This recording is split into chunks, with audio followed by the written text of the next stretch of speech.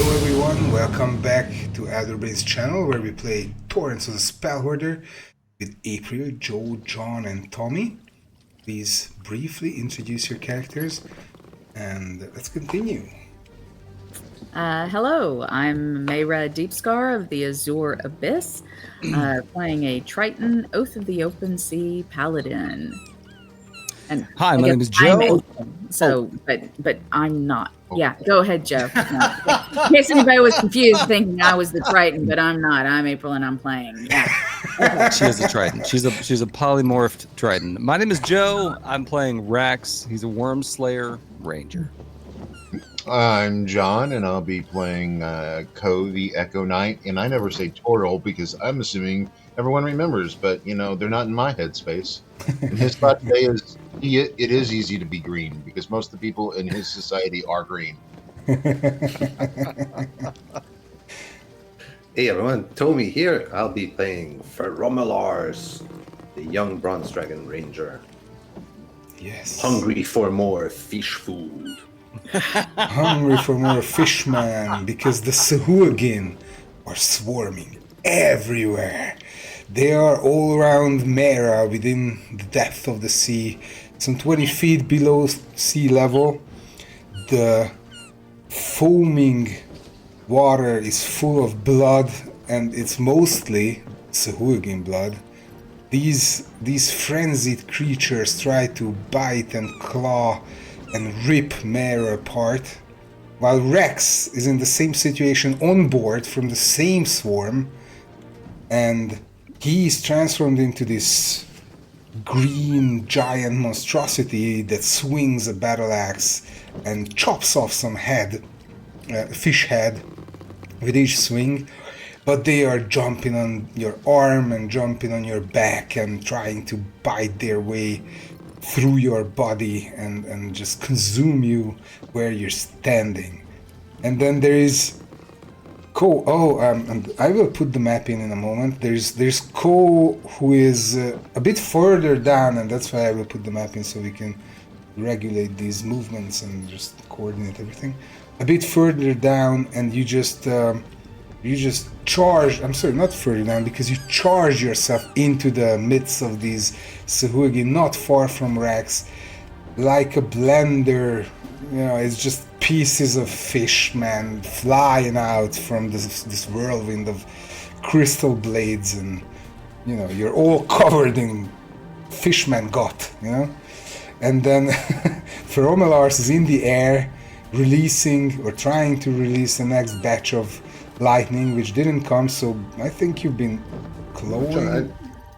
Jump them in the water. In the water next to Mera. Yeah. So I think it was their turn.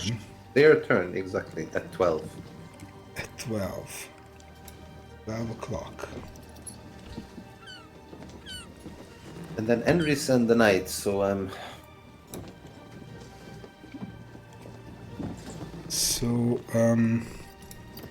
a very quick change of scenes here, just to make sure that we know who's where, because I like keeping track of creatures. 50 foot. This is like 10, 20, 30, 40, let's say something like 50. This area, can I move this? Should be able to move this. So let's say they are partially. Do you see this square here? Mm-hmm. Yep. Mm-hmm. Or let me see if our kind viewers can see it. Why is it? Okay, it shows up there. Thank you for the delay, but it's there. And then now you can place yourself. So I put Mera in there, and Aishlin is with the ballistas, and Ko is inside or on the side of this, and Rax the same way. This is the where is Enris? Enris is hiding on the top of the mast, I think. On the top of the mast, which is invisible. Which is somewhere here, let's say. But what? And then we have an echo, which I would like to ask John to place. Yes, sir.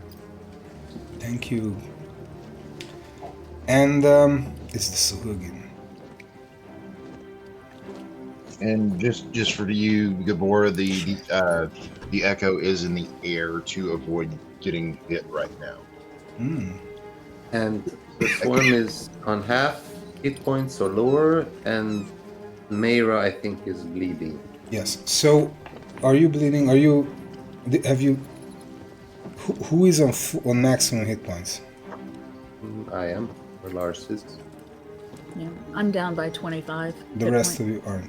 So before we continue, just as a recap, I would like to note that these Sahuagins were, as you wanted to exit or went through.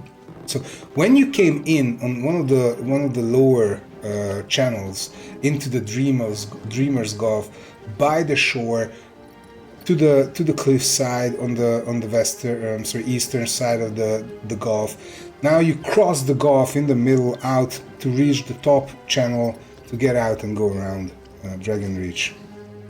And as you move through the middle, they just started swarming up from below. So when Rax and Feromilars returned from the shore where you saw the ruined village, you could see them just from above, just swarming up from the depth of the bay. And the Gulf, and the Gulf, and they hit the ship. While they were emerging and ascending from the water, Mara hit them with the control water spells and killed off so many of them. So there was a lot of them floating up, dead bodies, before they could reach the ship, even where you clashed with them. Basically, you took off half of them with all the breath weapons and control water and all that, and now they are much fewer, but still many, and they are very, very angry and furious and raging. And as they smell your blood, all of your blood, they go into a frenzy and attack. Important detail: they're not your standard green scaled Sahuagin. But these are black, more like darker, and they have their veins are filled with black blood. Yes. And they deal necrotic damage. So Mayra's part of her wounds are kind of dry. Very unnatural, yeah. Unnatural stuff. So I'm going to roll the attack rolls for them, which is going to be with advantage due to their frenzied state, with a +5. Again, only against Mayra.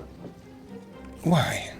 Because against any creature that doesn't have all of its hit points. Yes, but Rex is down on hit points also, no? Yeah? Oh, okay. Sorry. I don't. How about Cole? Yeah. Yeah, so all three of you. I'm gonna roll. First, this is, let's see, there's a bite. And there's claws. Of course, it comes from every angle, all at the same time, basically. But we need to separate them in the rolls. So here we go. Wrong window. One sec. Here we go. Mara bites. Well, that's an AC of 8. These bites, they can get through your armor. They can get even close to you. You shift your position out of their very slow attacks. Their claws, the same. They can't even reach you. I mean, when they swarm on you from any angle, you flow with them as water. Be like water, and you just move out of the way. Basically, they don't even scratch your armor. AC whatever it was a 9, so it's totally 8 and 9. So they don't catch you. And this was with advantage. Now on the top of the ship. They climb up to the horns of the dragon and jump all over and climb chains and try to, they all pile up on Rax, who is attacked. That's a 9. And the claws, that's AC 21. Doing some breakdancing over here myself. Rax is sitting at a 19 AC. So many of these claws hit you. I will roll damage for. Well, I will roll damage now. So the claw damage very quickly is 4d4 plus what is it?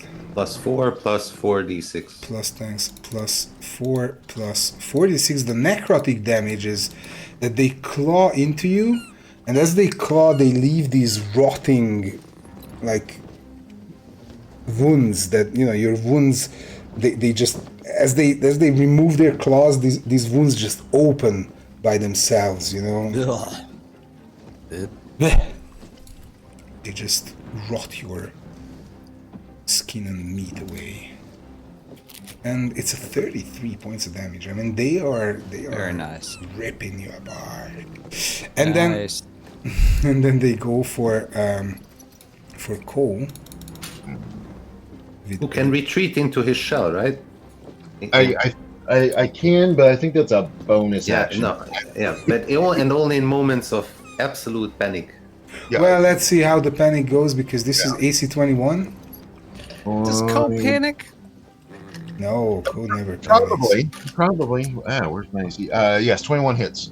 So these bites, they come through, they bite into your neck, your skull even, your face, your legs, your wrist, wherever they catch you. And then the claws, because they start ripping, is AC 21.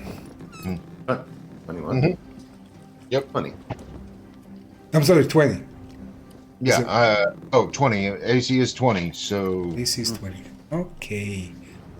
So I'm going to roll it all in one. They jump all over you, and unlike the others, they catch you for some reason. So maybe even they hold down your arms, and they get you for a moment stuck, in this pile of bodies, and they find their way to your body, and they rip you apart almost.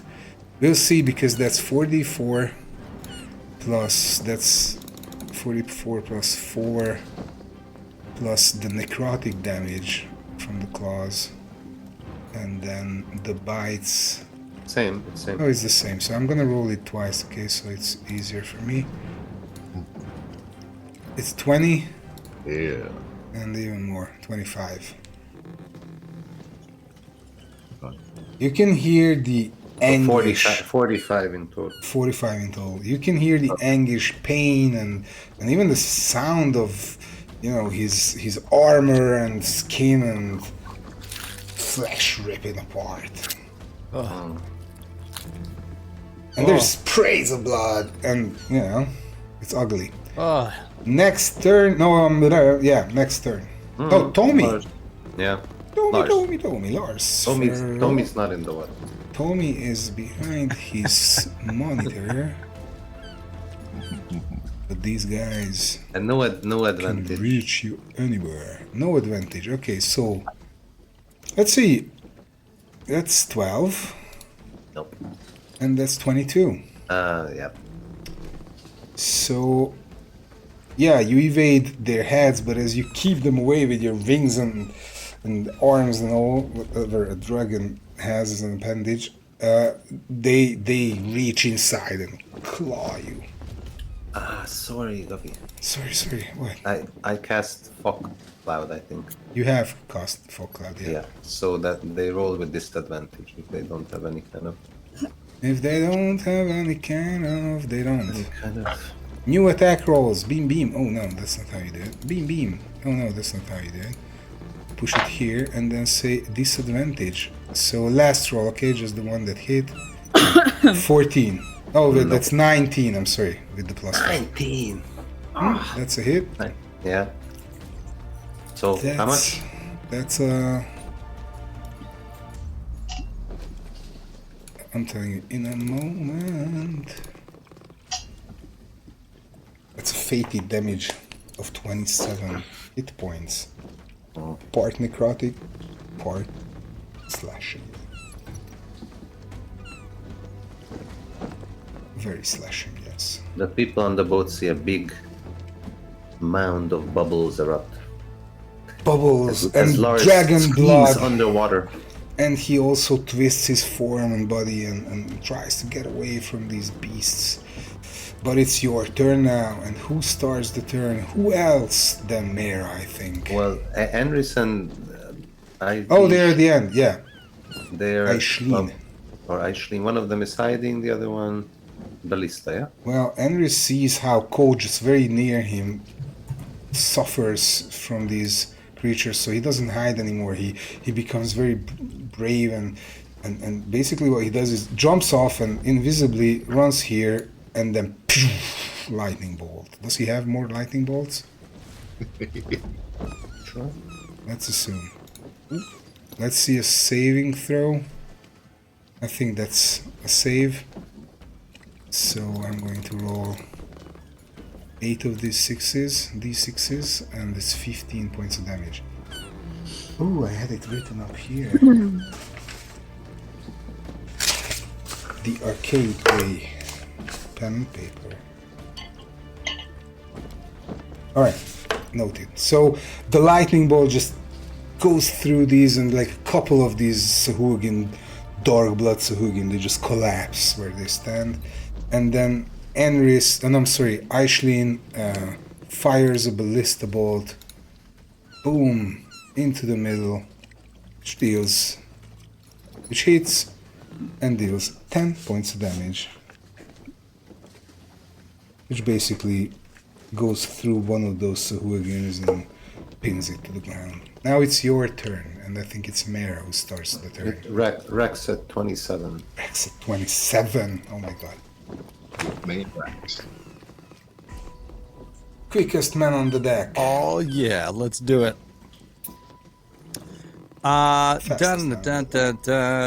Making sure I'm opening Albert. Let's add some plus. You know what? Let's redo this. Boy, I don't know how buttons work this morning, but we are gonna roll with advantage, and we're gonna add some pluses, folks. I'm narrating because I'm trying to remember what I'm doing. Time. All right.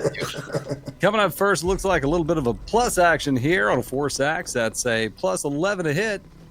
Good gravy, and we are off. Look at that. Wow, Nice. 27. 27 is a Perfect hit.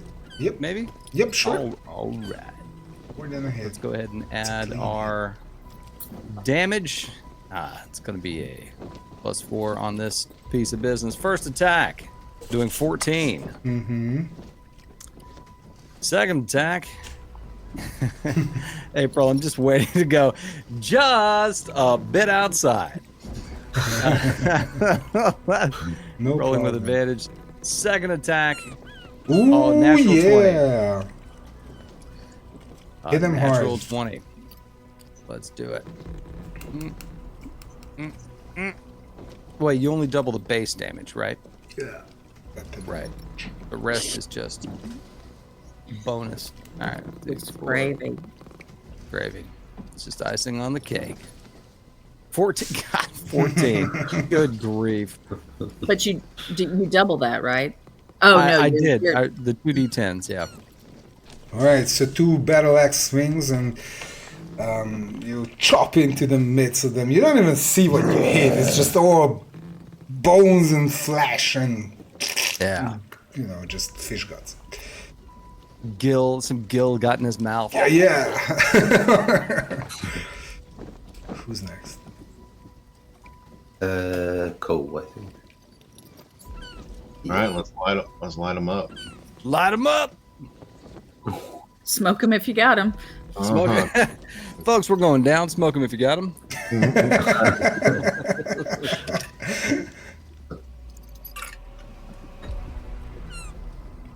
Okay, first one's a miss, second's a hit.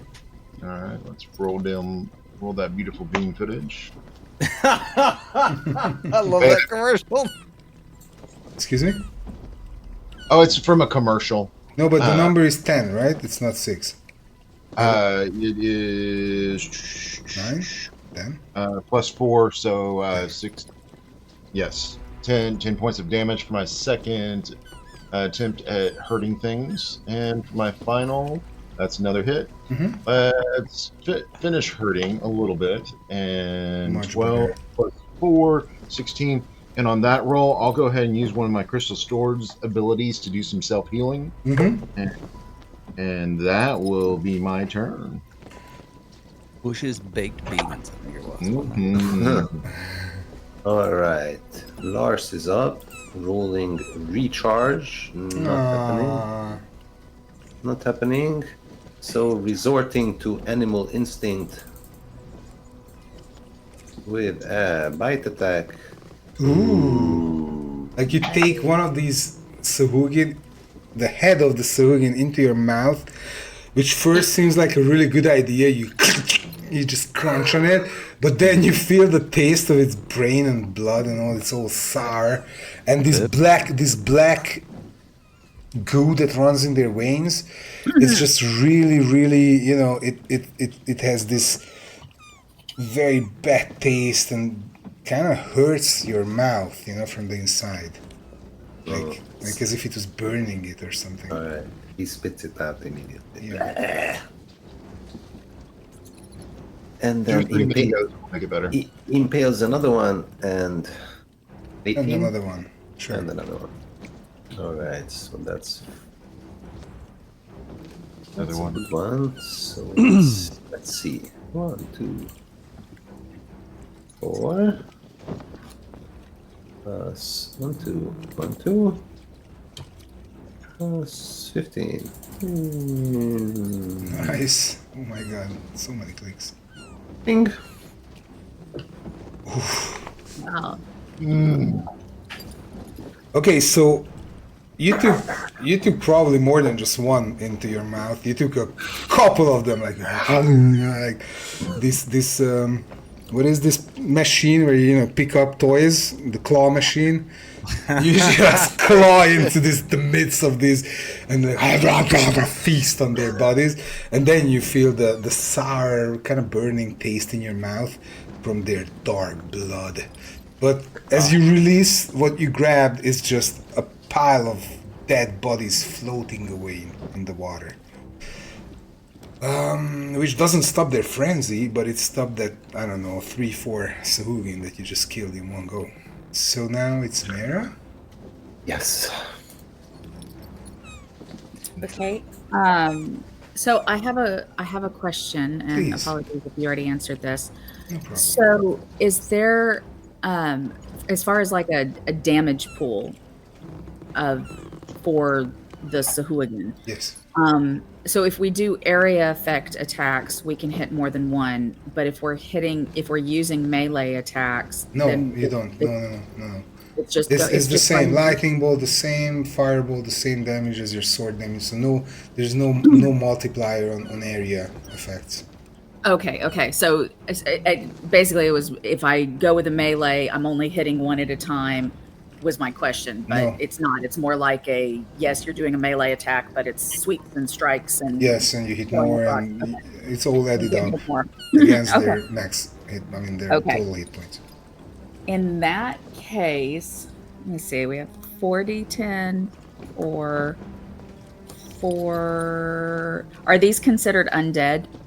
No. Okay, No. just making sure. Not yet. Yeah, right. So that would be 2, 4, 5d8. Oh, the smite calculator is on. Yeah. I'm trying to figure. I forgot to call lightning active, so I'm running through the calculations in my head of, one of them is just going to be, Beep boop. beep boop. Yeah, let's go ahead and attack using, and actually, let me see, what do I have? I have 3rd level. Come on. Come on and take me, babe. Can't you see? I'm not afraid. What was that promise that you made? I'm gonna love you. See, Joe narrates. I just sing as I'm in my course of action. I think I am gonna do okay. Alrighty, I am actually gonna drop the call lightning because it's a concentration. So I am switching, and as a bonus action, I am casting Thunderous Smite. So my first attack I am going to. Oh, why am I going down there? Sorry, I'm moving to my physical dice because my dice tray is sitting next to me. So we are going to roll to attack. That's what I do, right? I roll to attack. Mhm. Man, I don't know what it is. It's Friday. It's been a long week, y'all. Tell you what. Yeah, all day long. Okay, here we go. AC. Oh, that's a natural. Oh. Yeah. Okay, Oh yeah. cool. I will Do take better it. than a 14. Yeah, let's try. Okay, so does my thunderous smite, that doesn't get doubled? It's just your attack damage from the From the sword, right? Trident. Or my trident? Yes.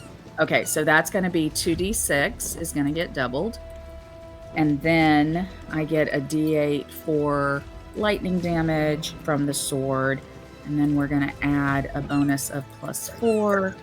And then we're going to start adding your attack deals an extra 2d6 because of the thunder. And then I'm going to pump a 3rd level smite into it. So that is going to be 4d8 to add to it for the smites. 1, 2, 3, 4. Plus I get an extra d8 for improved divine smite. Heck yeah. Always. Okay. And they're going to make a saving throw, assuming because of the thunder. And my save is a DC 17. So here we What go. is the I think save? it's a Oh, 7. whatever, it's failed. Yeah, it's a strength save. Yeah, sorry about that. Okay, that's it. I think that's it. I think I got everything in there. 42 points of damage. And that is a mix what I'm of talking lightning, thunder, and radiant damage. Yeah. I like One it. hit. So whoever stands above Mera in level, or like even Fermalars in the sea through these actually thinning veil of Suhugin forms, you can see these flashes of light coming from Mera's direction on the water. Most of them all at once, but several like a lightning and a very clean yellow holy smite color, and then in the water, Feromalars can feel the waves of the thunder just spreading and pushing against your body as the waves reach you, and you just, this was one. How many attacks? The 2 attacks. One right? attack. This Yeah. was one attack. This was the first Or 2? attack. This was your But yes, I first get 2 attacks, attack. but that was the first That's what one. I'm saying. 42 and 1 attack Oh is... my god, Ooh. that's Is more a Gar record, I level. So like you swing you thrust the trident, or you can even swing the trident around, and its tip is just blazing with energy and cuts through like, I don't know, 4 of these Suhugin, and make your second attack. Yeah. Okay. So we're gonna do a second attack with that. So the first thing I'm gonna do is I'm gonna have to roll, because that's how that works. Is you have to roll to hit. As you kids know, Yeah. don't forget your rolls before attacking. Right. I wish there was a way to save like common rolls, like if your attack roll, but I haven't found. I don't see that there's a way to do that. Yeah, I don't know. We will send it to Albert. Albert is Right. good. Use it, people, but we don't know how to save rolls. AC probably- 22. That's a hit. So- Okay. So this time we're not going to do double damage. So it's going to be 1d6 plus 4, 2, 3, 4. And we get a d8 for lightning. And then I'm going to pump another 3rd level smite, which is going to then put another 48, 2, 3, 4, and then the improved smite. So Paladins. 33. Whoa. I'm still trying to catch up with Ko though, because I think he like 84 on his or something. It was like close to 100 points of damage Was it? in That's- round. The So race is It on. was we're something feeling a little disgusting. competitive and The race is on. Legolas Keeping- Gimli kind of dynamic. So Exactly. you thin out your very, you thin out the area around you. You're very near your vicinity, and then they try to move in, but the second swing comes in. They are just, they are ripped apart and they are falling into pieces around you, and you all can see that they are significantly less. This army of Sahuagin are just now, I would say, well, it's 80% of them is down, okay, or 70%, 75% of them is down. So there is a few more, but it's just here and there and there and there's one and there. And it's not a mass of big Sahuagin, group of big Sahuagin anymore, like that you can see through an army of Sahuagin. It's just a large group of Sahuagin now. Whose turn is it? I definitely think as Mara is literally rocking the boat with the thunder, like Ko is starting to click. Hmm. Because of this massive, like all of a sudden, so many dead, and there's two thunderous strikes that just shake the boat a little. Yeah. Like, Tommy, please help me out. Oh, with yeah, the that- turn count. Is Tommy around? Yeah, he just got back. Oh wait, I need to put him back online because it's not automatic. It should be, but it's not. There you go. Just- So Sahuagin are up. The Sahuagin. So the Sahuagin, they claw and bite and fight fearlessly because that's what they're good at. So a bite attack against Mara, punishing 15, and their claws at 11. All with advantage, I'm telling you. In their frenzied state, they don't know where to hit. I'm They- Kylie's favorite for a reason. Yeah. You can see them. Sometimes they even claw each other. They are just so absurdly. These dogs they're so vicious. They bite next. The ones they're Right. barking with against somebody. And claws. Oh my god, that would be that's a great battle mechanic. When you have a horde like that, like if they roll a critical fail or something, they they hit turn the each damage other. on it or something. Yeah, Right. Yeah. snapping. But what a great visual. Yeah. Thank you for the idea. We might use it.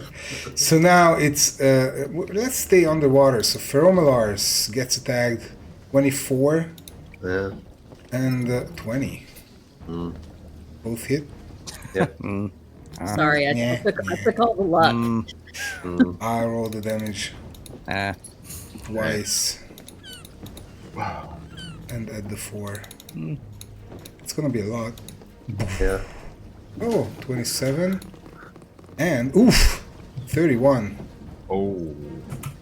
58. They I'm at half hit points. okay. So all of these Sahuagin that basically couldn't hit Mara, they see the big target very near and they swim over, and like it seems for Mare that she's got abandoned sort of, and all of them like ripping. Gabby, roll again. Oh, the Right. disadvantage. Yeah, because that's just a normal. But I am bleeding, so it's just a normal. It's a 1. No, you lucky boy. Oh, it's a critic. You're aware at. This is fated. This was fated. So don't remove the damage. It's the same Okay. damage. All right. So they jump on your head and they just almost take your skull off of your body, and Just then this dragon with these skittering fish people all over. yeah, we're again getting less and less. Wearing a shirt that says "I'm a lucky boy." Until the DM rolls a natural I'm 20. a boy who likes berries and cream. All right, so they are swarming on top of the ship as well, and they are clawing and biting at Rex, AC 23 for the bites, and AC 11 for the claws, and that's Let's do it. the big furry. Come on. big furry monster takes 25 points of damage. Goo! I need to make myself a Constitution saving throw For what? because my beast form is a concentration spell. Yes. That's what? That's 25 against 25, right? And a half of the damage. What's the rule there? I'm not No, sure. anytime you take damage, I think you have to make a concentration. What changes is the DC. Yeah, what's So the your DC? DC would be 10. Nice. No, I think we're it's holding on. half, but 10 if it's lower or something. You're holding on. Yeah. Alrighty That's now. a natural 20 plus Very- 3, so 23. You cannot be deterred from concentrating on this spell, right? And then it's Ko who is being attacked with advantage and +5. I wish we could save these rolls. Albert, take notice, please. 24, AC 24, Yep. and claws are missing. So it's the bites that hit. These bites, they carry the necrotic energies that flow with, for some reason. Please, don't forget this. For some reason, they have this necrotic energy, and they deal 23 points of damage to you. And also, one of them rips off a necklace you got from your sister, which makes you really, really angry. Oh, if he could rage, he would. I'd like to rage, please. One I think rage, that's please. Table 2, got- one rage, please. Okay, who's next? It's Enris. Enris. Tommy, what does Enris do? Please help me out. If he has lightning bolt, he casts lightning bolt.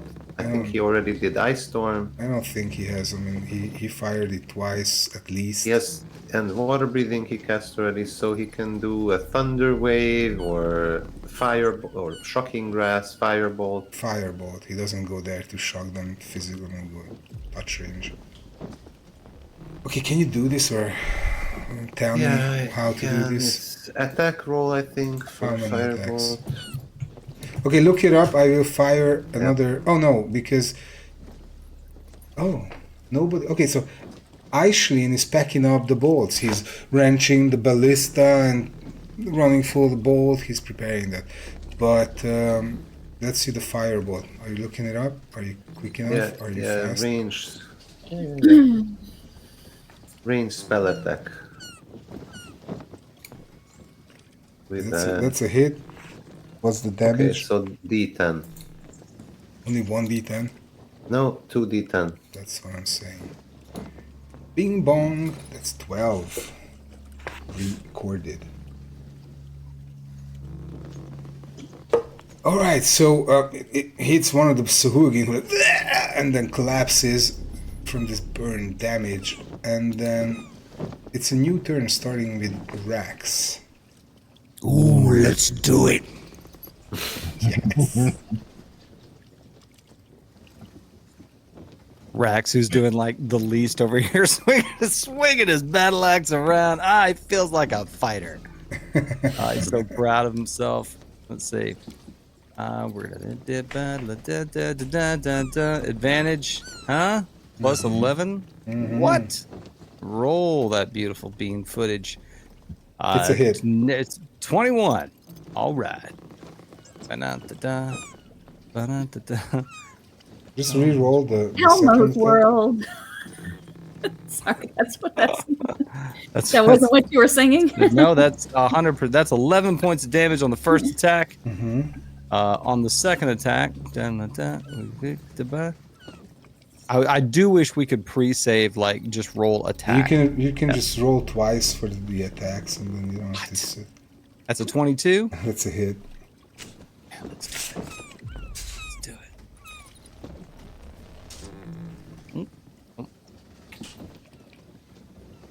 14. God, that is my number. This episode brought to you by the number 14.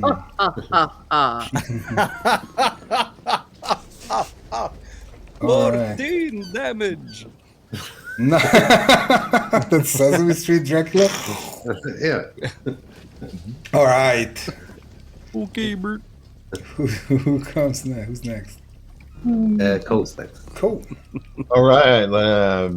What? Fewer and fewer Sahuagin, Uh, but the fight is still on. Who's Alright, gonna seven. remain standing? 17. Question. It's a hit. With an AC of 12. Let's do the damage. There. So 10 points of damage for the first, Mm-hmm. Yes, good sir. and 25. Another beautiful hit. Mm-hmm. 11 and 15 points of damage for the next, Mm-hmm. and for the final 21 to win, for a total of 9 plus 4, 13 more points of damage.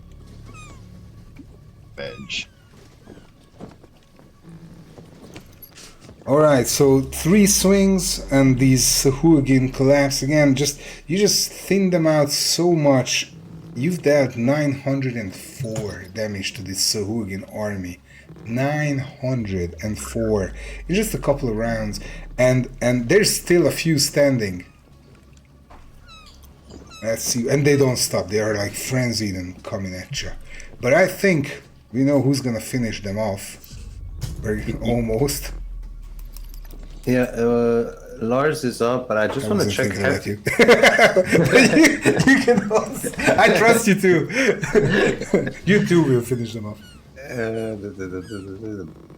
They're blinded, so if they're blinded, then attacks against them also have advantage. If you see through the fog for some I reason. do, because I have blind sight, so yeah. Oh yeah, you do. Then yes. That's my combo. That's my combo. That's your combo on the water fog. Yeah. Or Yeah. breath weapon, recharge. Yeah, red that weapon recharger. Should I remind you you're a dragon? Rawr. No recharge No this time. recharge. Probably So because you've been hit by Rex's arrow before. yeah. Well, that's a hit. Okay, Clean. that's pretty good. And then my claw, and then my other claw. So Well, you that's had a lot of advantage, dice but again. don't bother. Yeah. Maybe you have 2, missed He the might roll a natural 20. natural. Yeah. 1, 2, 1, No, he 2. doesn't care. I mean, he's so Yeah, well right. off with damage. There you go. No 20. No 20s there. 1, 2, That's a good way to 3, do 4. it. 1, 2. Dooba poopa boop.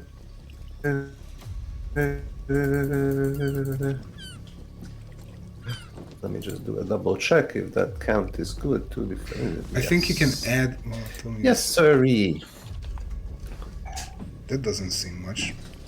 That doesn't. Yeah, because 1, 1, 5. How much it is? 3, 6, 12, Just 14. 29. I wrote 14 with the dice. 4d6. 3 ones. Oh, okay. Not the lucky bite. But this is your what? This is all 3 of your attacks, right?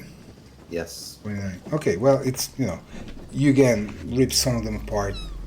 We're getting there. We're very close of eliminating a complete Sahuagin, Dark Army. Blood Sahuagin army. I'm just telling you. The bodies are hitting the floor. The bodies are hitting the floor or the water Yeah, or dance. the sea Dance. floor. Wait, who's Mara next, right? Yeah. Yes. Okay. All right. I am going to, as a bonus action, cast Thunderous Smite again. Mhm. I have a reason for wanting to do this. Their save is negligible. Yeah. Okay. Good. So we're gonna do 1, 2, 3, 4, 5, 6, 7, 8, 9, 10. Okay. First attack is a 29, so that hits. And then the second attack, if we get there, will also hit with a 20. Mm-hmm. So the Thunderous Smite is going to add 2 and 2d6 and also they're pushed. And then we are going to do 1d6 and 4 and the lightning damage. And then I'm gonna hold off. Don't hold off. Go all in. Okay. I'm gonna do a level 1 divine smite. So that's gonna be 2d8 plus 3 for Very the humble, very improved. meek. Well, that's because I want to be able to get my reaction. I'm hoping I don't do. I want to do just enough damage that there won't be a lot that I can, that we can take them to like really easily. But I still want to get my reaction in between my 2 attacks. Okay. 33 points of damage. What? I'm sorry. 33 points of damage. 33. All right. That's Yeah. a lot. So again, a blazing, thundering, lightning charged trident swing. Now you thrust. Now you don't swing it. Now you thrust it through like 3 of them, and like, and they all die. Horrible deaths. And as the others are pushed back at 10 feet because of the thunderous smite, with my reaction, Yep. I'm going to call in the force of tumultuous crashing waters so that when creatures move out of your reach, which they've done with the thunderous, and they're going to take... I deserve this. Let's be honest. I deserve this. They're going to take 1 point of bludgeoning damage. Okay. And they make a strength save or they're knocked prone, but, They are immune to prone. Yeah. I have that reaction. I always forget that it's there, and I was like, I'm not going to use it. Okay, my second attack, which Go ahead. we know we made. So now we are going to do the 1d6. They're going to come back and they're going to kill us because they go next, and I didn't take them out. Or they're going to have 1 hit point and take us out or something. Okay, 1d6 plus 4. Pride goeth before the fall. I'm going to burn my last 3rd level spell slot. 1, 2, 3, 4. Improved smite. And Lightning, thunder. Yeah. The thunder's not there, but Sugar and spice. Yeah. 38. Nice. 38. That's quick math. We're at 1,005 hit points damage. Now, I really don't want to take all of your precious time. You look at, they dispersed. They jumped on the head of Feromalars just a moment ago and dealt abnormal damage to his face and head. And then you in front of you there is like 2 of them, and then you turn to Feromalars to see how many of them are there, and you can see that he pulls apart. Oh, John is gone. Express echoing somewhere. And then you see that he pulls apart a couple of bodies, like literally into 2 pieces. And then there's 1 with him. And then, on top of the ship, you all go berserk. And then you see there's like 2 more of them there. So there's 5 or 6 left out of these 50 to 60, okay, that attack the ship. And in the next moments, these raging, hopelessly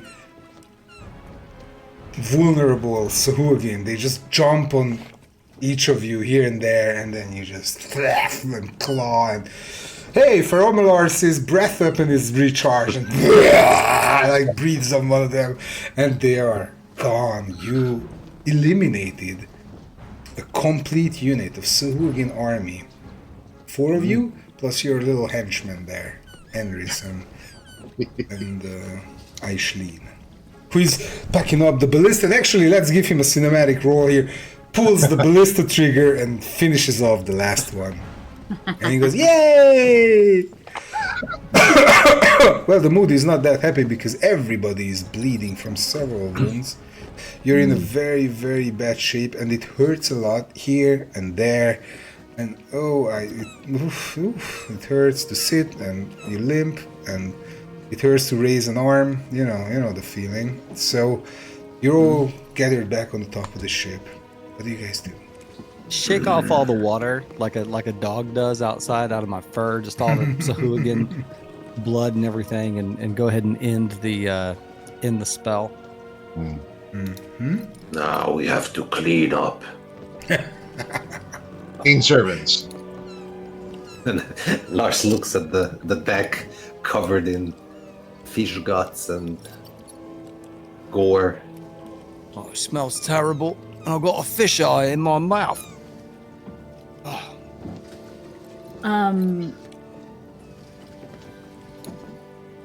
Yes. I can't wait for a good storm.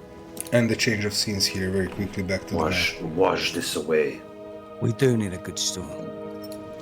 I am going to. Mayra is just as everybody's back on the boat. She's assessing injuries and going to start doing some healing to help folks feel hopefully a little bit better. Better. I'm going to start with Prayer of Healing, which will affect up to 6 creatures of my choice. So 1, 2, 3. So everybody should be able to be healed, including yourself. So that's going to be 2d8 plus my spell modifier, which is a plus 3. That's a crummy modifier. I was like sitting there, I was just assuming it was a 5, and I'm like, nope, she actually is not that charismatic. Oh, she felt so. Yeah. So everybody gets 14. Also, to start 3 with. is pretty Thank good. you. Yes, indeed. Thank you. Appreciate that. And then I'll cast it again. Oh, great. Sweet. So get another 12. 12. So total of 26, which will bring her back to full. Feels better. Good. Lars is probably the worst, right? Lars has really major bad? scars. Okay. She's gonna lay hands on Lars and give him 40. Nice. And you. then are you doing okay? I'm okay. Yeah, I'm okay with that. Okay. Rax, Co. You got any more of them healings? Okay. I'm gonna put another 20 into Rax. That good? And then Co put 20 into Co. Co reluctantly takes it. He really wants you to save it, but he's okay. You got any more of them? Okay. And give the last 5 to Rax. The leftovers. Any more? I can do more. Do we need more healing? I mean, if you're dishing it out, I will take it. Right? Don't turn your back. I can do one more prayer of healing for the group as a whole. Nice. Very nice. So let me see. Got any Come on. potions? Nice. Wow. Nice So that's roll. going to be another 18 points of healing to everybody. And I do have potions. Does anybody need potions? No. Sure. Nope. So there is Pocket this. that. There is so Mara stands in the middle of your circle, and she casts spells. She does these prayers and these, waves of positive energy wash out from her, like waves of water. And all your wounds, that hurting knee and that sore side, the wounds just close up and the pain vanishes. And Torn rotator cuff. yeah, Feeling better. you're all kind of feeling much better. You look around and it's all fish guts, and somebody orders the unseen servants to clean up, which they diligently do. And They don't even complain. It's amazing. Yeah. I'm just happy. What a good spell. What a good, good rod. yeah, and yeah, You're floating. I mean, the ship is not going anywhere. What do you guys do? Ko would definitely, thank Mayra for the healing, and he's reveling. He loves the good fight. He loves death being on the line, and then look over at Rax. You did something new. I did do something new, didn't I? And it worked Well, out. Yeah, you always do, which is beautiful. But do tell, good sir. What was Yeah, that? no, it's a bit of reaching in, that bestial whatnot, and just bringing it out. I've spent a lot of time around all you naturist lot, and I think that's influenced my sort of approach to things a little. Hey, Yeah. it's worked out well. I don't know what was going to happen. I just knew the words that came into my head, and felt good. Get my hands dirty, I And I do think we should take one of these fish people when we go meet the Lord. Yeah, we get plenty of buddies. Yeah. You Give get it on. plenty. You get plenty of what? Okay. Cool. You need any healing? Well, after the beauty that Mayra brought to us from Kylie, I feel really good. I'm ready for the next round. I mean, we need to get another unit or two. There were people taken from the village that we found. How can we find those people? Exactly. There weren't any traces in the village. You said that it looked like the Sahuagin had led them to the water, but there were no bodies floating above, so they must have taken them under the water. And drowned them, you mean? Well, they would have had to find some way to weigh them down, otherwise I would expect that we would have found bodies floating around this area. Maybe they've got some sort of tunnel down there. Some sort of, connects them to the rest of their kind. Should we look underwater?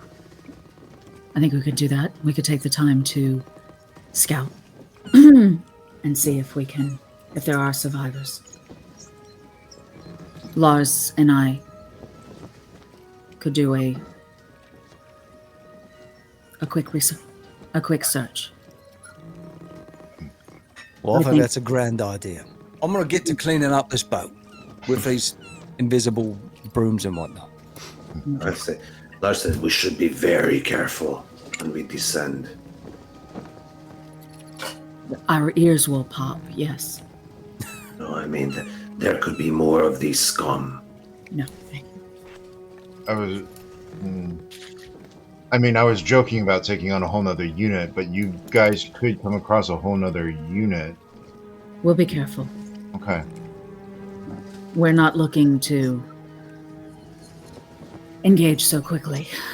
Besides, Mayra's just going to call down hordes of lightning on everything. Beautiful. I know what you need me for. Kylie's strength is limitless. Mine, however, does need time to rest and recover. I can obscure us, provide cover when we go below to help hide as we search for hopefully signs of life. Is that agreeable to you, Lars? Sure. I'm up for it. Yeah, I'm curious. What is this cover? It'll obscure the area around us, similar to what your effect when you this coverage. It's a channel divinity.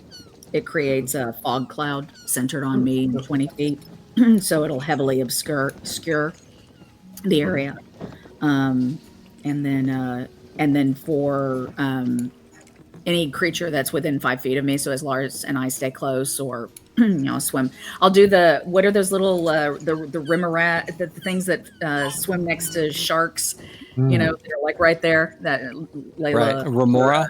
Mayra, yeah, there you go. Mayra will do that with Lars, keeping next to him so that he can stay within 5 feet, because then that way the area will only be lightly obscured for us. All right, So, let's swim. All right. And Let's swim together. yeah. Let's swim together now. Okay. Alright. And I'm going to use up my channel divinity. I also learned a trick from Rax. And say the words to a guidance spell. Awesome. yeah. Okay. April, I did note when it was Ko's turn that you went dun dun dun dun dun dun. Yeah, because he's a turtle. That's why. Okay. So, You do a dive. you dive into the water, and usually it's clean, and you can see to a great depth, but now it's all murky with the remains of the Sahuagin and the blood that surrounds your ship. But as soon as you swim out of this cloud of Sahuagin pieces, you're in clean water, and you keep swimming and swimming.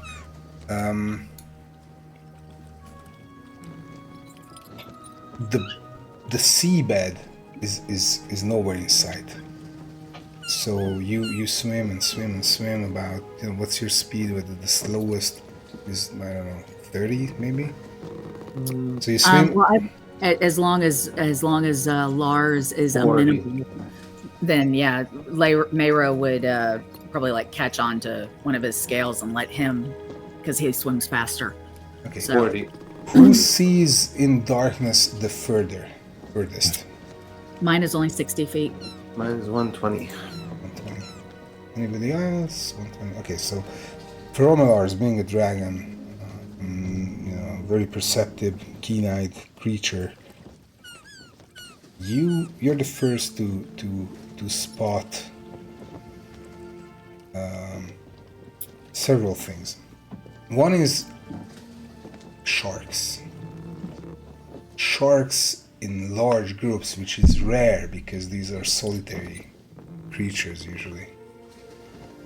Ridden by dark blood Sahuagin, swarming around an area of 200 feet area, but like a large area, swarming, swimming around, going up and down and swimming around it as if they were patrolling the perimeter of this area where in the seabed, embedded in the seabed, there are these dark Sahuagin eggs pulsating with these dark veins, just like the ones that you fought had on their skin. In the middle of this area stands a structure, foreboding and dark, which looks like this.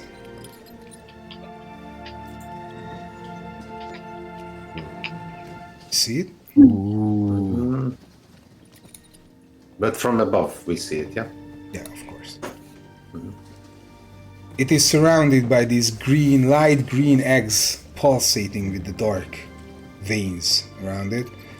And the number of these sharks, an army unit of Sahuagin who are riding these sharks, which are, as you see them better a bit, but you stop everyone immediately as you see them, of course. You can see them being these gliding sharks that can jump out of water and glide in the air with Kind their of small wings, yeah? little wings, yeah, like flying fish, but flying sharks. And they swirl around this huge building. This is a big building, several stories building, which has its gate formed as a face of a Sahuagin, and is made out of dark stone. Let me read you the entry Looks like for a it. ziggurat. Looks like a ziggurat. Everybody I do. needs a good cigarette. I love that word. Yeah, we'll use it a lot. So these are the spawning grounds of the Dark Blood Sahuagin. The spawning grounds are centered around an ancient underwater temple with a tall archway for an entrance. Hundreds of green fish eggs the size of small melons with black tint to their sheen lie partially embedded in the muddy seafloor. Small rock formations dot the area, providing cover from the swarm above. Scores of dark blood Sahuagin who guard the site riding gliding sharks. So these rocks, there are big rocks, large rocks around the place. You could hide, behind these, so they could provide cover for you. But basically, this is the scene. These sharks are, of course, large sharks, and there is a couple of dozen of them with their riders on top. The temple has an environment as well. Yeah. Pages down. So the temple sits on the seafloor at a depth of 700 feet. So that's why I was saying you swim for like a minute or so. Nested in the narrow straits of the Dreamer's Gulf. The dark stone of the temple is covered by a layer of sediment and algae, effectively hiding it on the seafloor. Hundreds of small green Sahuagin fish eggs tainted by a black color from the inside surround the temple within a 100-foot radius. The entire temple emanates darkness that slightly obscures its outline. So this is absolutely unnatural, okay? There is a certain darkness because of the lack of light that could penetrate the 700 feet, but within this darkness where you see with your dark vision, you see a blank darkness surrounding this temple. So you could see, let's say you can see the form of it, but you know that it's unnatural magical darkness because your dark vision, I mean even Feromars is on from 120 feet. Let's say you're all hiding behind a rock and he's telling you, because if you come 60 feet, if you come any closer, they could easily spot you. Okay, so you're safe, and Feromalars's vision, he can translate what he sees, but what he says is that there is an unnatural darkness covering this temple. Same sort of unnatural darkness that runs through the veins of these Sahuagin and the eggs that are embedded in the spawning grounds.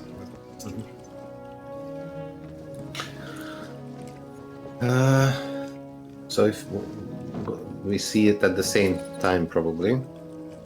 So They they don't see it. You tell them what you see. Yeah, I mean we go up. Lars tells Mira, or kind of pulls her up a little bit. Every second you spend there, I mean, these are sharks. They could they could smell your blood. These are Sahuagin who are frenzied on blood. A drop of blood could draw these piranha creatures and their shark Get out of here. mounts close to you. So I say we get out as quickly as possible. Do a 180. Yeah. Okay, they agree that you go back to the ship and get on board again. We found one of their spawning grounds. There's some kind of building down there. Hundreds of Sahuagin eggs.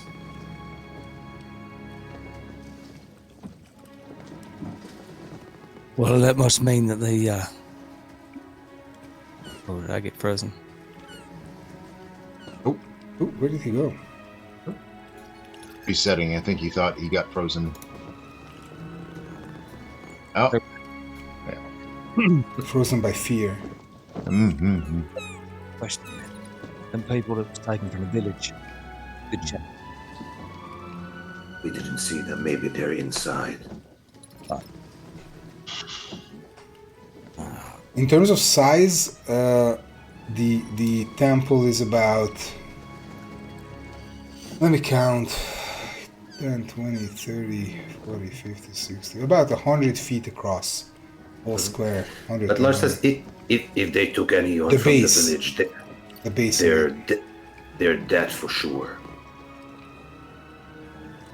Probably eaten.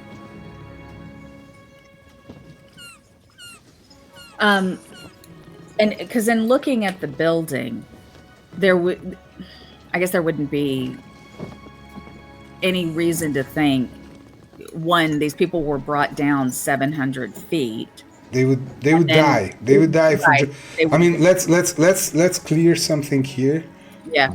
And to our kind viewers and future DMs of this story, this is a very important thing. I mean, you have pressure and you can breathe and all that, but anybody who has a swim speed is free of course, breathing is an issue, but anybody who has a swim speed is free of the burden of pressure, for example, according to the rules.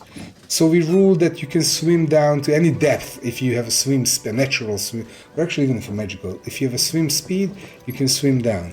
So people, if they would be dragged down to 700 feet depth, their blood veins would just pop and die, you know?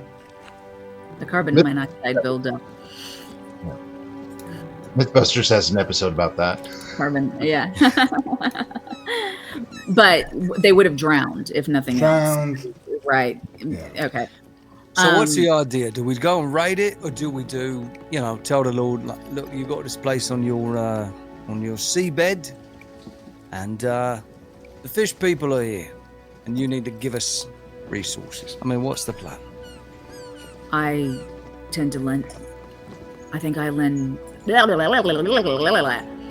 She's still feeling a little jostled. She's been swimming up and down. I agree with that.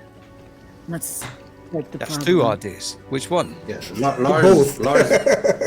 Lars No, bombs. Take the take the problem to the Lord. Let him know what's there. This is the. Does this fall under Clan Yistral? Didn't somebody say that this particular area? No. Well, Rex is doing all the geography for clan territories and all that, but you don't know.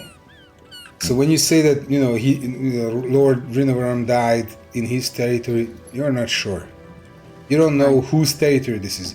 This is a big island with only a handful of clan estates on it.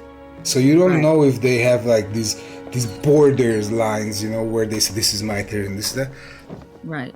But regardless, this is near and a threat to everyone. So, of course it is, yeah. Right. Lars, her assumption.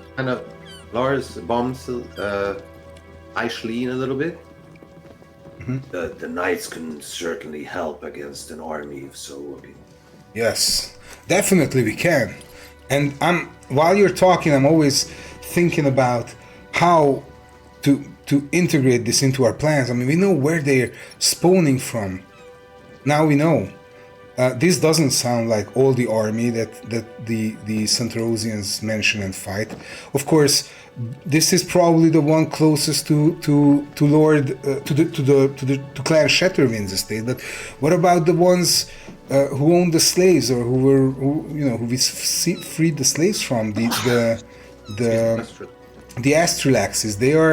I heard they are from the south. There must be a spawning point there too, or spawning ground there too. They mentioned one on the other shore of the island. Wow. Yeah, but yes, I would like to urge you to find a way to connect this with Morgar. Why would Morgar come here? If you find a good solution, our friends inside his domain, inside the beast's domain, could spread the word and maybe get him here. But I'm not sure. He starts thinking. Enris also scratches a beard. Yeah. Well, I think. But the Lord awaits us. Maybe we better take all of these problems to him. And he's a wise man. He can help. Enris says.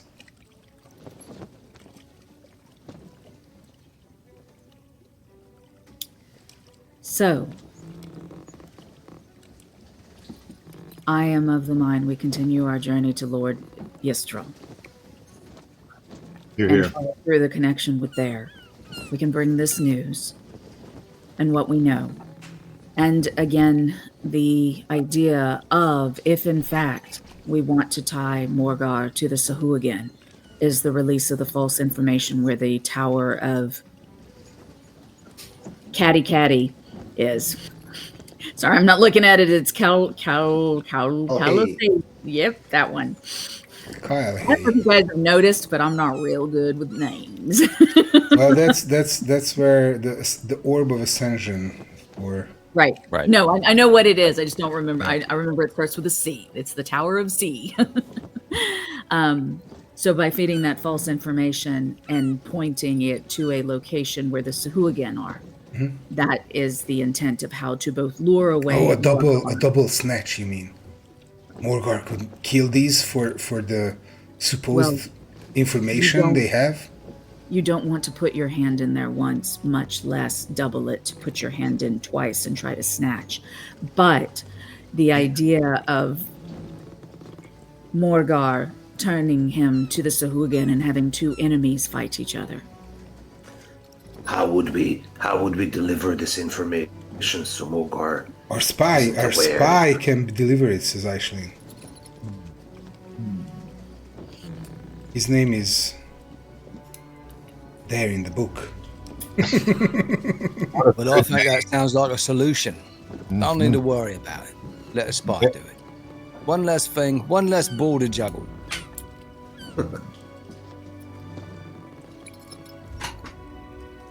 All right. So with that, we know this location. We have evidence of the Sahuagin in our own testimony of the hundreds that we fought. So we still are 1, 2, 3, 4, 5. We are still a good day's journey Yeah. from His name is Clan Neutral Estate. Krinand Silinal. Of course it is. So KS, the spy. Krinan Slilith. Krinand Silinal. Even in the common tongue, or is that Elvish? This is Elvish. Deep sea Elvish.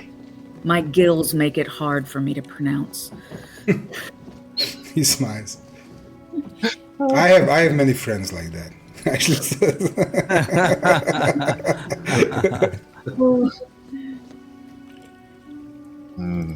Some of my best friends are Triton. yeah. As they should be. A Triton by your side is all you need. That's right. All right, so let's get this boat moving. You release. I mean, you start the boat. The Kraken? Oh yeah, we You do. release the Kraken. No, what you do is Do you have the icon, Gabby, for the temple? for the temple. There's really. Yes, sir. I have What all is the that? icons, and it's a beautiful icon. There we go. What? You put it there, or what do you mean? There you go. No. No, I'm saying that good that I need to. Yeah, I'm just speaking to find it. Is this? Where is it? What's written on it? Shark Rider spawning ground? Probably, yeah. Okay. It's a beautiful icon. You want to see it large? Let's see it large. Yeah. It's beautiful. Yeah. It's a bit blurry when it's large, but when it's small, hey, it's a beautiful icon. I put it here. Because it's here. That's where it should be. Yeah. Something like It's this. a nice icon. No. It's like one of the nicest icons ever. So, okay, what's happening is, icon lore. Icons that have this black background are underwater. Okay, that's how we. Oh, yeah. That's Like how it. we Oh, show makes that. sense. Okay. If it's on the ground, it's underground. It's on the dark. All right. So you sail the ship. So you command the unseen crew to prepare the ship for sailing, and they do. It's the sails are out and the ropes are tightened, and the wind, even though it's light because we rolled it last time, you pick up a slow pace, half speed, and move 1 hex out of this area, which is a narrow path, a couple of miles, but still narrow compared to the open sea. You can see on your left, you can see this island here. I'm going to show with my marker.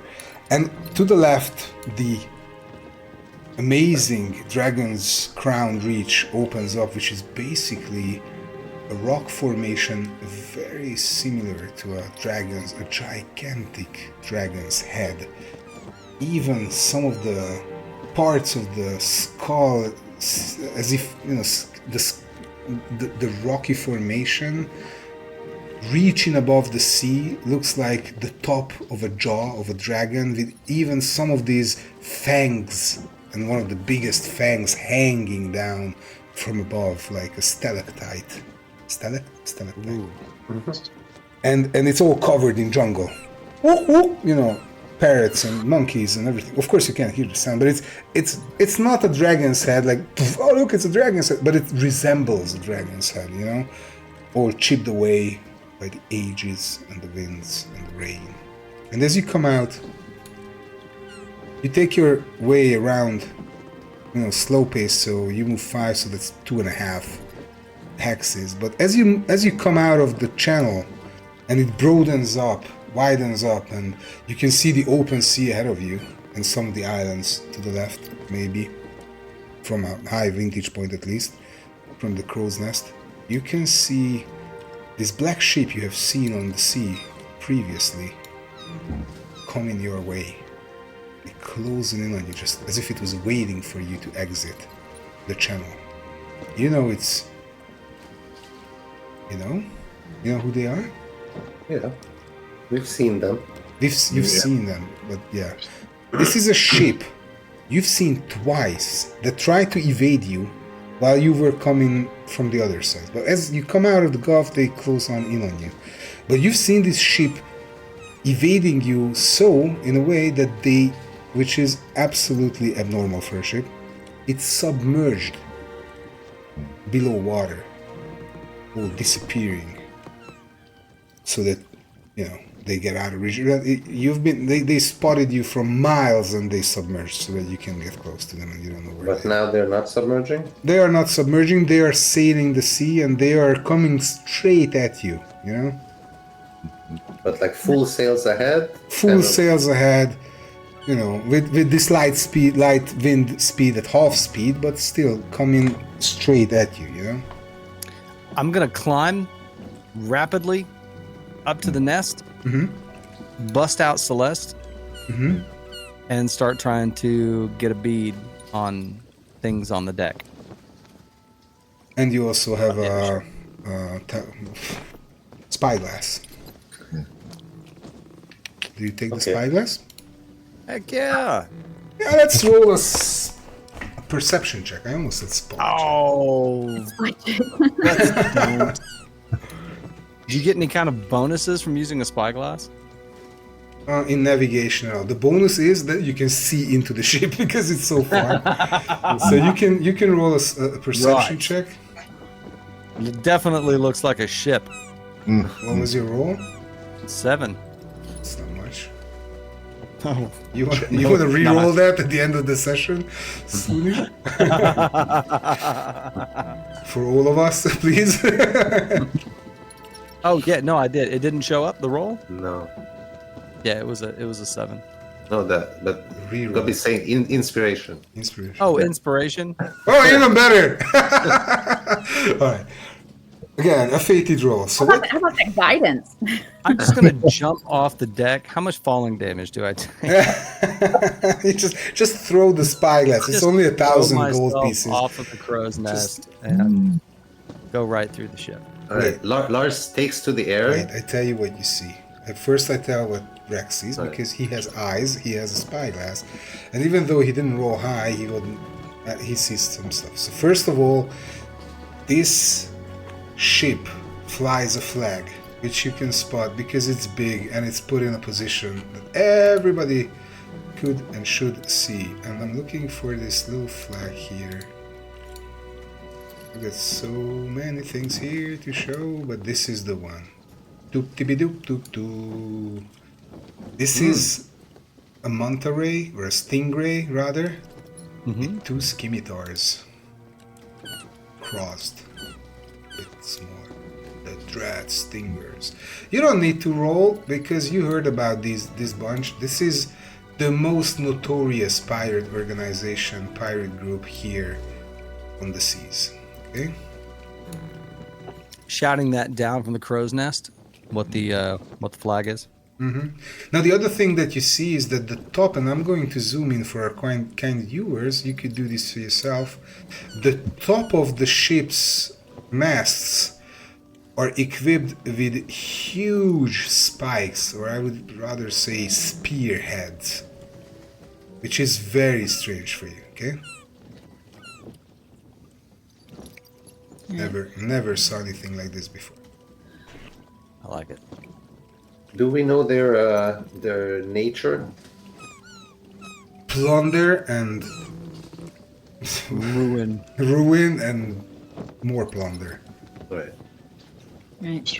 I think as soon as the Most notorious. And they have, as you've heard, I'm sorry to interrupt, there are several, I mean, this is a flotilla, this is an armada. They have several ships. Okay, it's not just one ship. They are several. Not here. I'm just saying this is one of their ships, but they have several ships out on the sea. Go ahead, April, I'm sorry. yeah. So as soon as we see the ship as it comes into view, Mera gives the order to the unseen crew, as much as possible already to angle. We're hugging the coastline and just trying to keep her way. They've got to catch up, and they're using the same wind we are. So, so she's just kind of like, well, we've got a head start. Let's see if they want to chase us. And other than that, we're just continuing on our way and seeing whether or not they're actually going to try to. Okay, so the thing is that these are very, I mean, you know sailing, and you see that you are coming out of this channel. They've been waiting for you, so they are ahead of you. You need to get past, and they can close off your angle, you know, as you go. But you can try to evade them. That's a navigate check. Oh, I didn't understand that they were blocking our path. They could block I thought your you said path. They were. I mean, they are. often- It's exactly like depicted on the image. So, you come out from there, and they are waiting for you, and they are catching you. They are trying to get ahead of you, and whichever way you move, they try to. So you could do this. I give a you need to roll with a disadvantage on your navigation check to evade them. We could do that. I would like to mention that Enris can cast Gust of Wind as an ability. Oh yeah. And Lars tries to And go says into this. there You know, and- I could push us. I don't know how much that helps, but we will I see. think it helps. Why don't we If- both do it? I was gonna say if Gust of Wind can work, then Mayra has it as she can. I can do it twice. What, Gust of Wind? Yeah, I have it as a first level spell, so I still have a first level spell slot, and it's also one of her abilities that she It's can cast. strong wind for a minute. That's not much. A minute is not much. Okay, so let's do. I will give you a bonus. I will give you a bonus on the roll. But you want to do this? Let's do a naval chase. Sure, I've got navigator tools. Yes, and yes, she's yes. and she's got vehicles, water. So Navigation. So a ship's navigator. That's not that. You're not doing. You're doing maneuver. You're doing a dash. Ship gains extra movement, right? Yep. Evasion or dash, but evasion is a close combat thing. You're doing a dash, so you need to, and they will also need to roll a DC 15 maneuver check. A maneuver check is your ship's dexterity modifier, which is I think a -1 without check, and everybody spends their actions on it. And it's half your proficiency bonus and your the captain's half of the captain's proficiency bonus, the crew's full proficiency bonus, and the dexterity modifier of the ship. Okay, let's calculate, right? Let's calculate. Ship -1.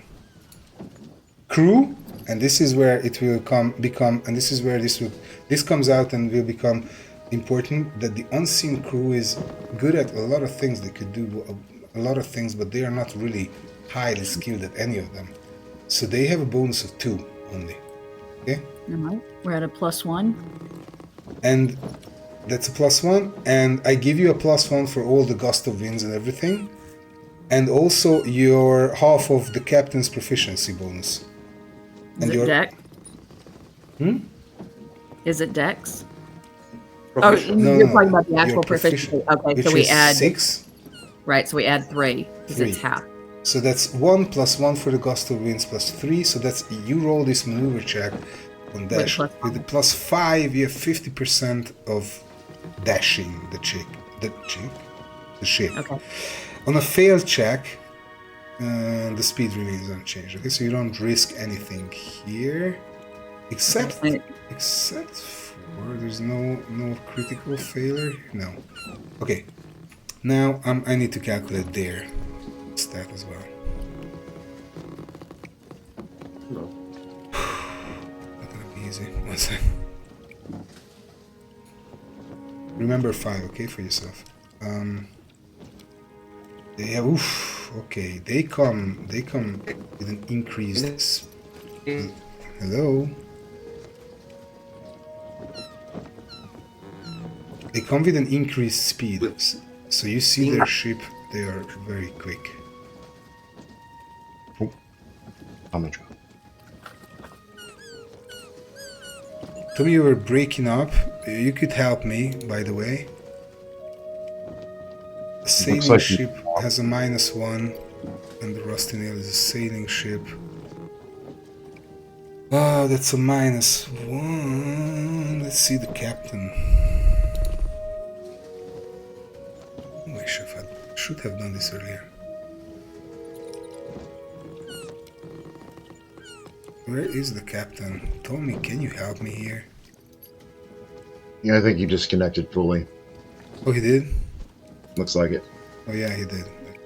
He's fully. He's not even back. He's back now. Ooh. So I was just saying that the Rusty Nail has increased speed. I know. Yeah, Which also should be checked what it does, and also the captain's. the captain thingy has +6 also. 6, so that's 3. And the crew, we don't know about the crew, right? No, basic crew. Which is 2. So 5, 4. They roll with the 4, and you roll with the 5. Now let me see the increased speed versus the dash action. 1 second. It's our rules, but we don't remember everything by heart. Upgrades, increased speed. 10 feet, 1 hex per day. And the dash maneuver, she gains extra speed until. Okay, so you double your speed basically, and they have a bit more of a speed. So this is half because of the wind, so it's 25. They move with 30, you move with 25, you can do 50, they can do 60 if they succeed. They roll with 4, you roll with 5, and that's because of the spells you're going to deplete into this. Let's do 1 roll, okay? See how it goes. And it's 2 out of 3, or what's the? Let's see just 1. I'm going to roll with +4. It's an 18. Okay, and so am I rolling this? I've got it queued up, but Yep. am I rolling? Yeah, you're rolling it with a +5. 15. Okay. So you see you're losing ground here. They are closing in on you, and you can see they're, even in the light wind, they are speedy. They are a bit quicker than you are. So let's roll another one. Wait. Lars takes to the air and roars and tries to scare them that there's a dragon on board. Ooh, yeah, give him a -1 for intimidation.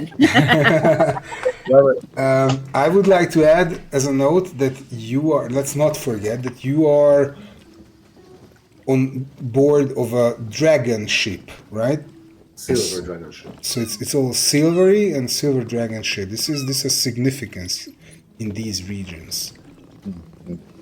It's one of the noble clans they are going at now. So my new roll is 15. Mine is a 16. Nice. So you kind of balance it out, and you see this gap where you could slip through, but it's all just balanced out. So you need to do double. I mean, you need to. So whoever wins double, I mean, two checks, with 2 checks controls the other one. So let's roll a new one. It's 22. 22. Oof, very balanced. The chase continues. This is a 10. That's a 7. They are in +1.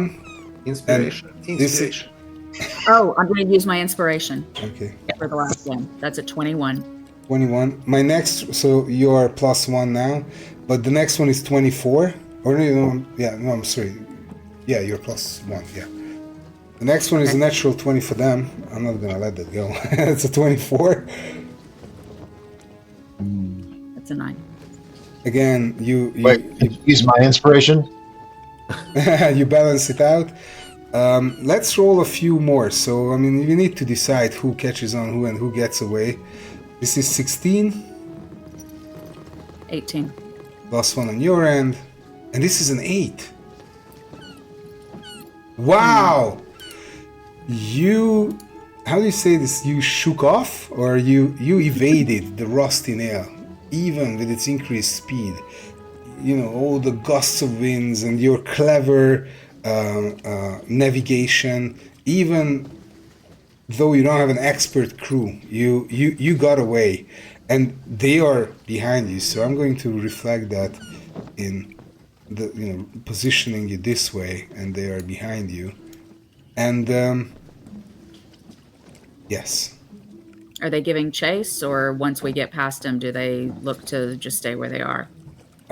They are not giving chase. When you shook them off, so they are breaking off from behind, even though they have a higher speed. You're dashing the ship. You're making it move as fast as possible, even in this very light wind that would hardly help in this.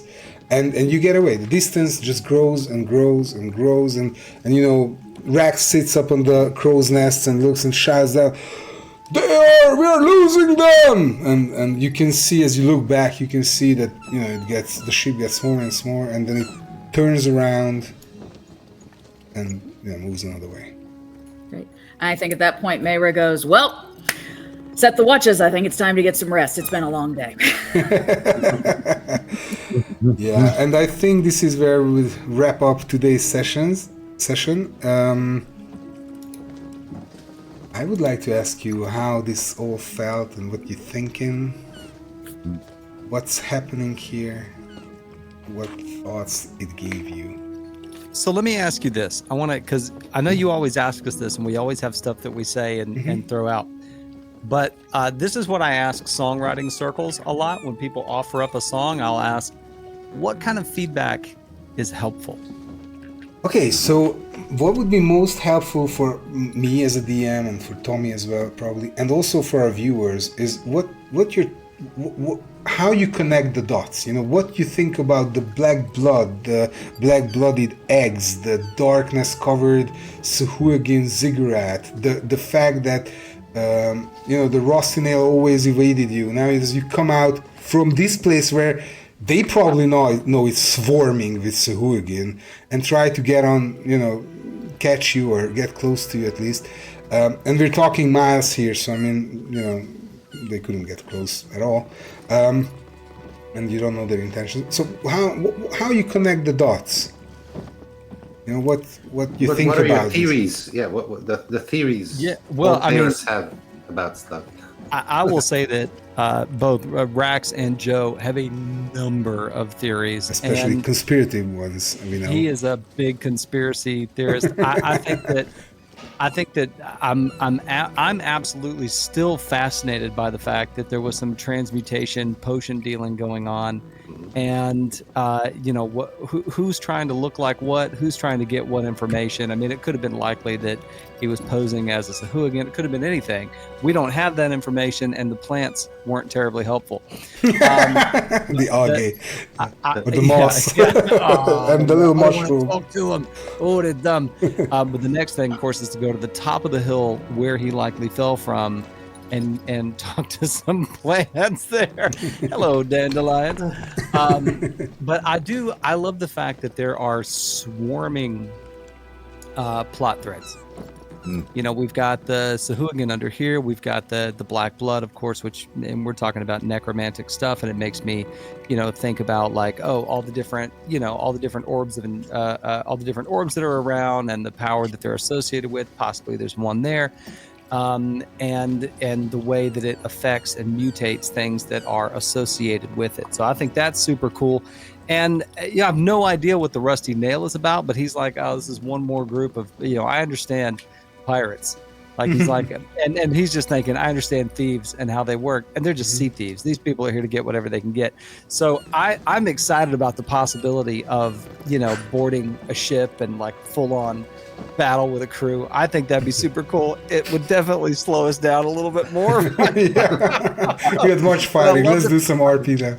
I love pursuit. I love the having to look over the shoulder and always seeing that ship is always nearby. I think that kind of looming possible threat, and they could be allies, like who knows, but they're nearby, and so they're an unknown. So I like a nice unknown. Anyway, those are my thoughts on it. It's like soup.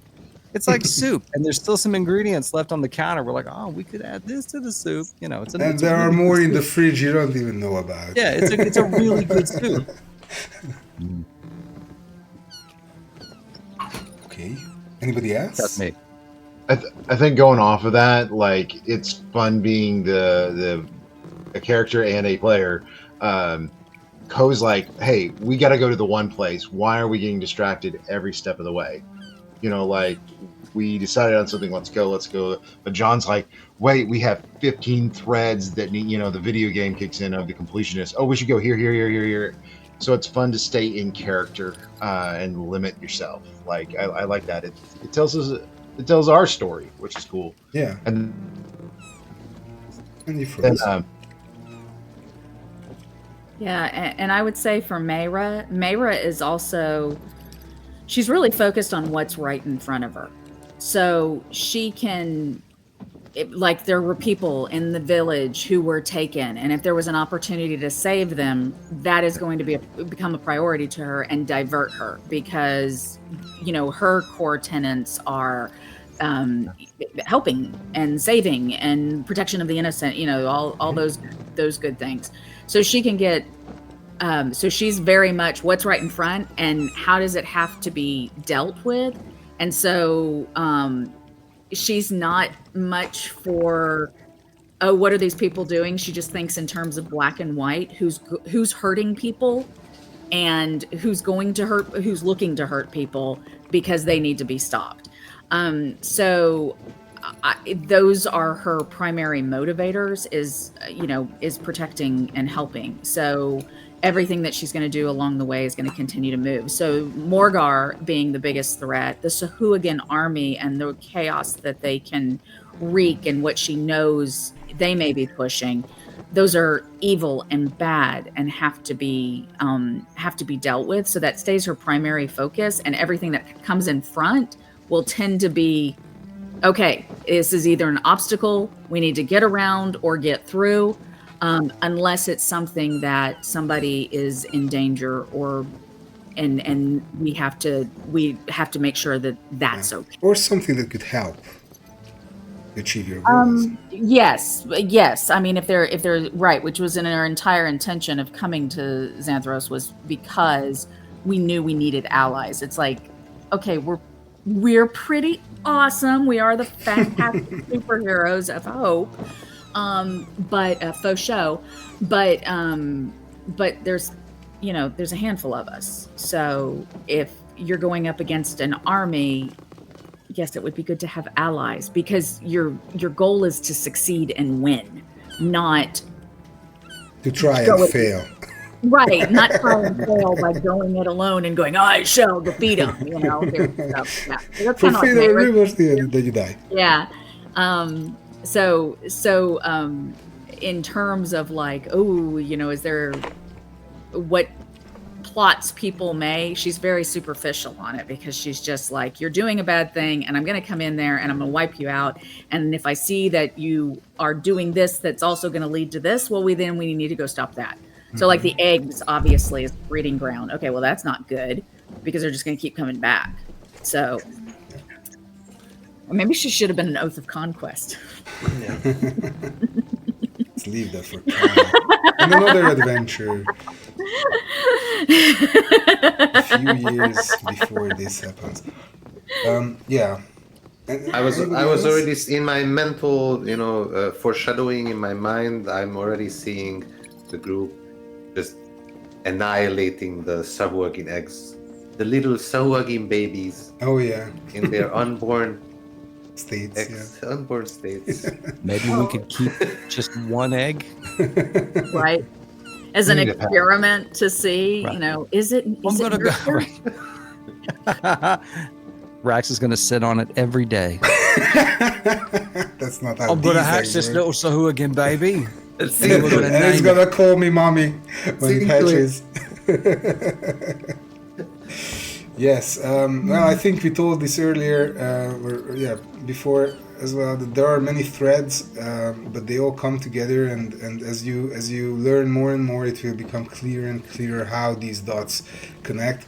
The sweet part of being, DMing this with Tommy is that for us to see how you unwrap all of these, and how you which threads you follow, and which way the things will come together, because eventually it comes. I mean, whatever happens so far is just according to our plans. So it's all according to plan. So I love it when a plan comes together, right? Yes. So it will come together. It's just a lot of little pieces that you need to put together.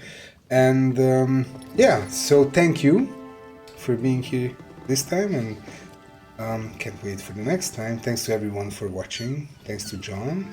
Thanks to April and Joe from Twice the Dice, because they are Twice the Dice, who play Crown of the Oathbreaker, our other adventure, on their channel. And I heard that they've been through several balls and fancy clothes and all that. And so they're going to post, by the time you're watching this, probably they are all past that. But the thing is that it's all fun, and it's all Wildhammer Ball. And yeah, please check out elderbrain.com if you're interested in Torrents of the Spellhoarder and Crown of the Oathbreaker, or our future adventures, which we are preparing right now, called Scepter of the Lightbringer. A very urban adventure, investigative adventure. Catch us on Discord if you want to talk about D&D or nerdy stuff, or see stuff that our fans and members of our hive mind are creating. And please also like and subscribe to keep track of our future sessions, and ring the bell, and bing bong, we'll be back soon. See you guys. See ya. Bye-bye. Bye-bye.